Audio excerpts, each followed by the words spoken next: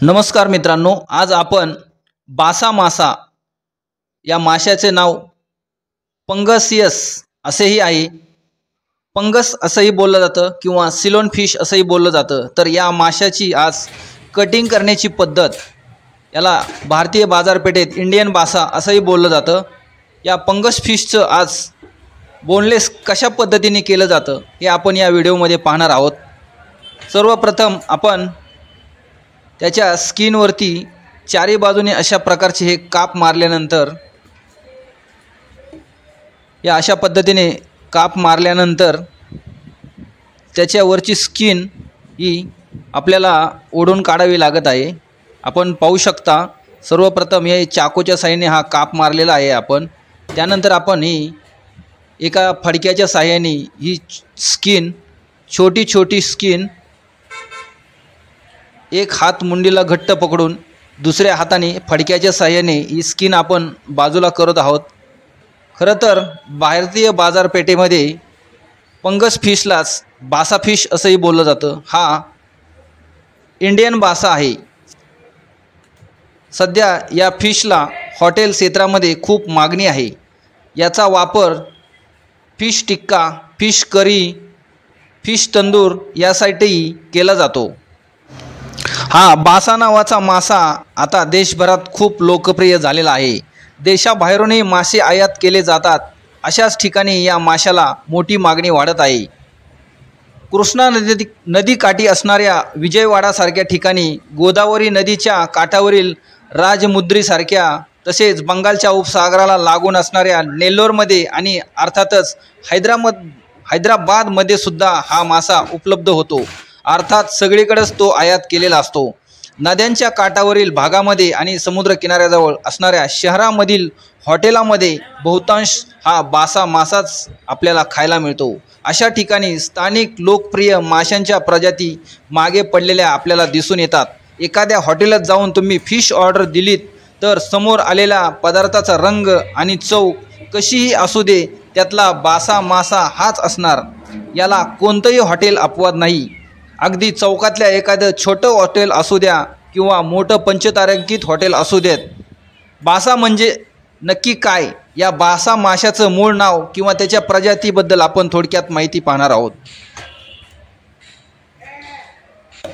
खरं पाहिलं तर भारतीय बाजारपेठेत आल्यानंतर 10 वर्षामध्ये हा मासा सर्वत्र वेगाने पसरलेला आपल्याला दिसून येतो.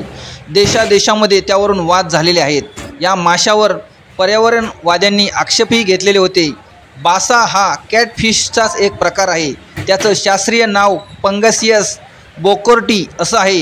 व्हिएतनाम व थायलंड यासारख्या आग्नेय आशियाई देशामध्ये हा मासा उत्पादन मोठ्या प्रमाणात केलं जातं. एकेकाळी गोड्या पाण्यामध्ये हा मासा सापडत असे, पण आता निर्यातीसाठीही त्याची शेती केली जाते. आग्नेय आशियाई देशामधून हा मासा अमेरिका, ब्रिटन, ऑस्ट्रेलिया, भारत इत्यादी देशामध्ये निर्यात केला जातो. वेगवेगळ्या देशामध्ये हा मासा वेगवेगळ्या नावांनी विकला जातो. स्वाई, बोकोर्ती, रिव्हर कॉबलर, पँगॅसियस, कॅटफिश अशी त्याची काही वापरातील नावं आहेत. पँगॅसियस प्रजातीमधील बासा हा सर्वात प्रसिद्ध मासा आहे. त्याच्यात स्नायूचं प्रमाण जास्त असतं, त्यामुळे अर्थातच मांस जास्त मिळतं. हा मासा वेगाने वाढतो आणि त्याचा आकारही मोठा असतो. या बासा माशाच्या उत्पादनात व्हिएतनाम हा देश आघाडीवर आहे. आग्नेय आशियातील मेंगकाँग व चाओ फ्राया या नद्यामध्ये बासा मासा नैसर्गिकरित्या वाढतो. या नद्या व्हिएतनाम, चीन, कंबोडिया, थायलंड इत्यादी देशांमधून वाहतात. त्यामुळे तिथे हे माशाचे मोठ्या प्रमाणात उत्पादन होते. परंतु भारतात उपलब्ध असणारा बासा मासा मासेमारी करून पकडलेला नसून तो मत्स्य शेतीद्वारे उत्पादित केलेला आहे. या माशाच्या व्यापारातील लाभांचा विचार करता निव्वळ मासेमारी करून निर्यातीची वाढती मागणी भागवणं शक्य नाही. त्यामुळे लोकांनी त्याची मत्स्य शेती सुरू केलेली आहे. पिंजऱ्यामधील शेती, नद्यामध्ये जाळी बसून या माशांची शेती करण्याचं प्रमाण वाढलं. वेगाने वाढणाऱ्या या माशाचा नैसर्गिक गुणही उपकारक ठरला. आज मेंगकाँगच्या नदीच्या त्रिभुज प्रदेशामध्ये या माशाची शेती बऱ्याच ठिकाणी होते. या माशाला वर्षभरात मागणी वाढ असल्यामुळे या मत्स्य शेतीतून लोक चांगले उत्पन्न मिळवत आहेत. व्हिएतनाममधून होणारी माशांची निर्यात जानेवारी 2021 ते जानेवारी 2022 या काळात 44% वाढलेले आपल्याला दिसून येते। निव्वळ जानेवारीत व्हिएतनाममधून झालेल्या माशांच्या निर्यातीचं मूल्य 6500 कोटी रुपये असल्याचं आपल्याला समजून येतं।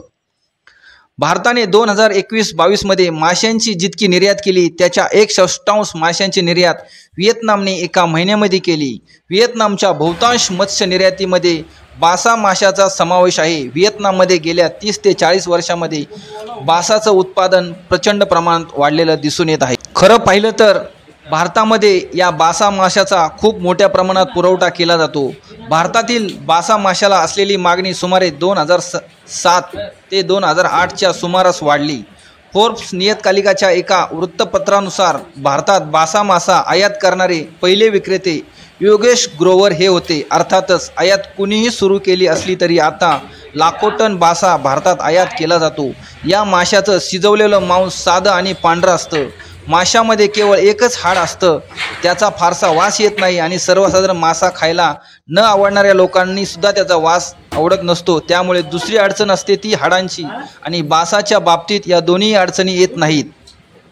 याच कारणामुळे हा बासा मासा बाजारपेठेत सर्वव्यापी झाला आहे। यामागे खूप मोठा व्यवसाय आहे। बासा बराच स्वस्त असतो। व्हिएतनाममध्ये त्याचं लाखो टनामध्ये उत्पादन होतं, त्यामुळे ते अतिशय कमी किमतीत त्याची निर्यात करतात। भारतात मत्स्य शेतीमधून आणि मासेमारीतून मिळालेल्या माशांसाठी सर्वसाधारण जितकी किंमत मोजावी लागते त्याच्या अर्ध्या किमतीत व्हिएतनामचा बासाचा पुरवठा केला जातो, असं हैदराबादमधील एका रेस्टॉरंट मालकांनी सांगितलेलं आहे। याच कारणामुळे हॉटेलमध्ये व रेस्टॉरंटमध्ये बासा माशाला पसंती दिली जाते। हा मासा काही ठिकाणी वेगवेगळ्या नावानेही विकला जातो। रेस्टॉरंटसाठी हा खूप फायदेशीर असा मासा आहे। तर मित्रांनो, अशा पद्धतीने हा आपला बासा फिश म्हणजेच पंगस फिश, याला इंडियन बासा असंही बोललं जातं, याची आपण आज कटिंग आणि त्याच्याबद्दलची माहिती तुम्हाला कशी वाटली ते नक्कीच मला कमेंट आणि लाईक करून सांगा। तर मित्रांनो, हा आपला पंगस फिश फिलेट आज आपण तयार केलेला आहे। यामध्ये या पंगस फिशचे आपण फिंगर पीस मारू शकता, फ्राय पीस मारू शकता किंवा तंदूर टिक्कासाठी याचा वापर केला जातो।